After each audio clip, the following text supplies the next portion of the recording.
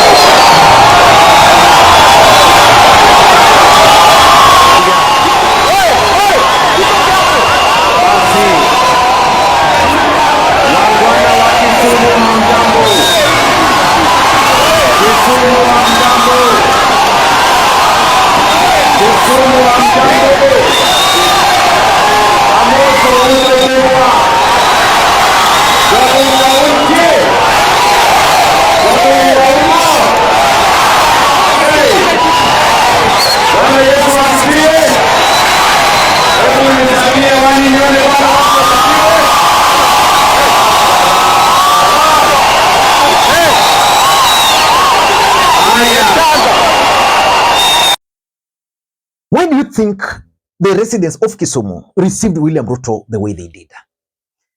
I was in town earlier today, and as early as 2, crowd were already waiting for the president to arrive.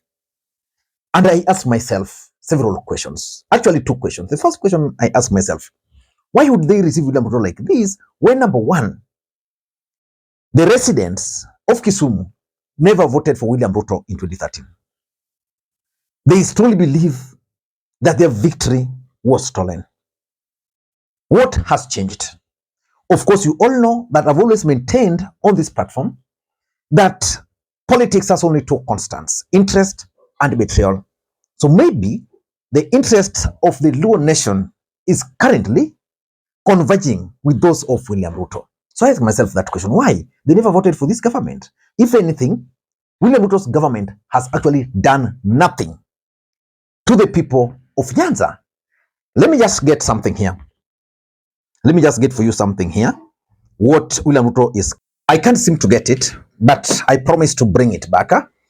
They listed some projects which the president is either coming to commission or to they are updating as if have been completed by William Ruto's government. The truth is, 99% of those projects were Uhuru Kenyatta's projects. So I ask myself, why?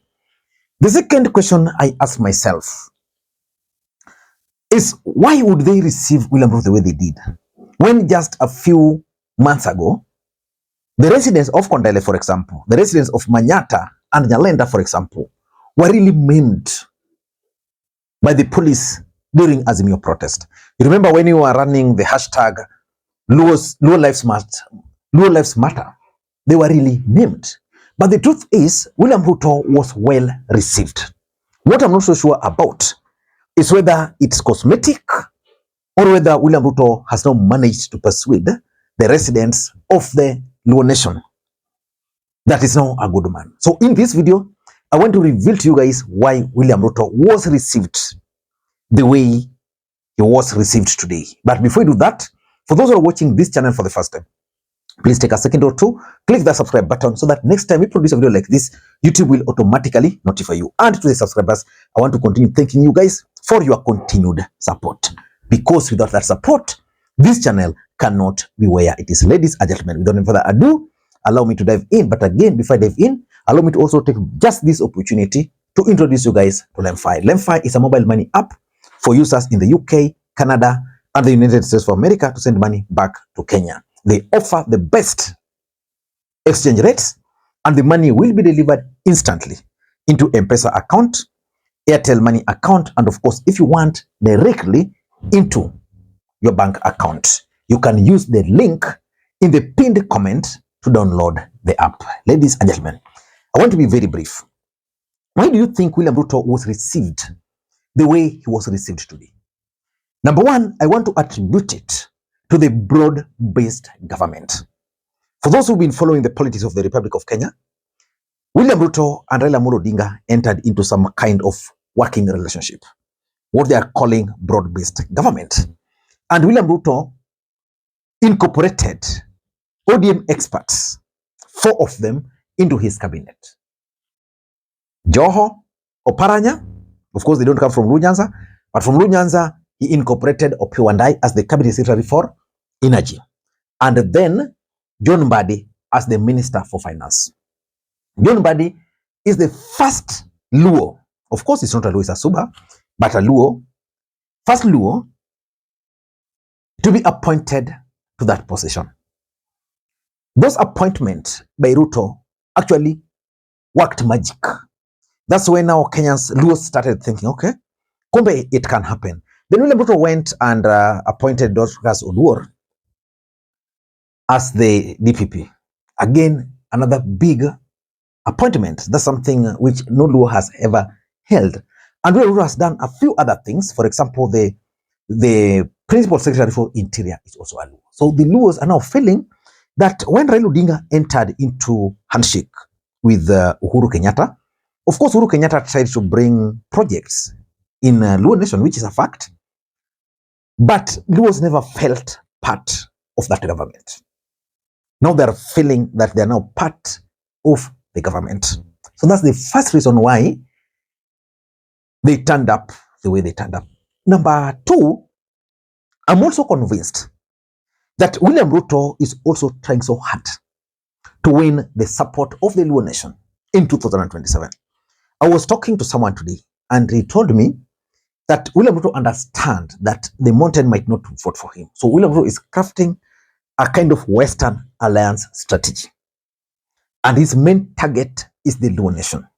William Ruto has tried going to the Western, to the Luo Nation, coastal region to win Raila Odinga's support base without success. So he has realized that for him to win those support base, he needs to win the Luos first. Then there's a way Luos, the lawyers, the coastal region, always their politics always flow in a particular direction. So they invested heavily in mobilizing their supporters or the community to turn up. That's why in Kisumu by 2 p.m., people were already in the streets waiting for the president. So because William Ruto is keen on 2027 politics, he had to create perception, which brings me to my third point, the perceptional value. You see, this was the first time William Ruto was coming to the Luo Nation after doing one thing, endorsing Raila Odinga's bid for the African Union Commission. again after the broad-based government. So in short, William Ruto was being received in Luo Nation for the first time under the broad-based government, because previously he would come to the Luo Nation with the rebels. Those MPs were referred to as rebels. So nobody was really paying attention to William Ruto. I remember when William Ruto tried to attend the burial of the late George Magoha, he cancelled it last minute. William Ruto also tried attending events, rallies in Bondo. He was ever being heckled. So today they wanted to create that perceptual value, so that from Kisumu, he will be going to Homa Bay tomorrow. I can assure you, Homa Bay is also going to be massive, because I know what Gladys Wanga can do when it comes to political mobilization. Number 4, I also believe that the Luo Nation are trying to send a message to Mount Kenya. There is something which happened, and it's basically what is changing the political equation in Luo Nyanza. When William Ruto made appointments, when he reappointed members to his cabinet, when he appointed the new cabinet, he appointed, I think, 7 Kikuyus to several ministries. Raila nominated 4 people, but only 2 from Nyanza. No, from not Nyanza, from Luo Nation. But the kind of noise that came from the mountain, there are even people who went outside. There are people like Waititu who went outside there and told their people that sasa serikali imeenda, Ruto amepeleka serikali Luo Nyanza. You see, to the Luo Nation, the story, which for me I disagreed with, was that the Kikuyus were just bitter because the Luos were now appointed, 2 of them were appointed to critical dockets.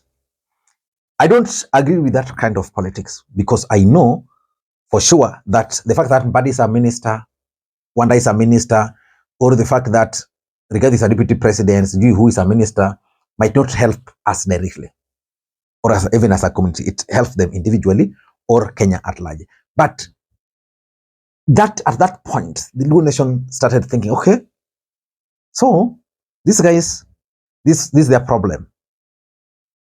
We are going to support the government. So that was a message which they were sending. And lastly, they wanted to gauge the ground. How is the ground after the handshake? You got the answer. Whether they can be turned into vote, I don't know. But I've been told that William Ruto is not even interested in spreading UDA in Nyanza. What he wants is just a working relationship, because he wants to win the next presidency. He wants to win the presidency in 2027. And that's why I keep on offering my unsolicited advice to Kalonzo Musyoka. And my advice is very simple. Please do not appear to be fighting Raila Odinga. The moment you appear to fight the Luo Nation, Raila Odinga, Luo Nation has a kind of attitude that they always have a leader at any given time. If you check history, Rwanda Magere, Jaramogi, now Raila. So if you fight that leader, they view you as someone who is opposed to them. It's a collective thing. So if you were Kalonzo, I would try so hard not to be seen to be fighting Raila Odinga.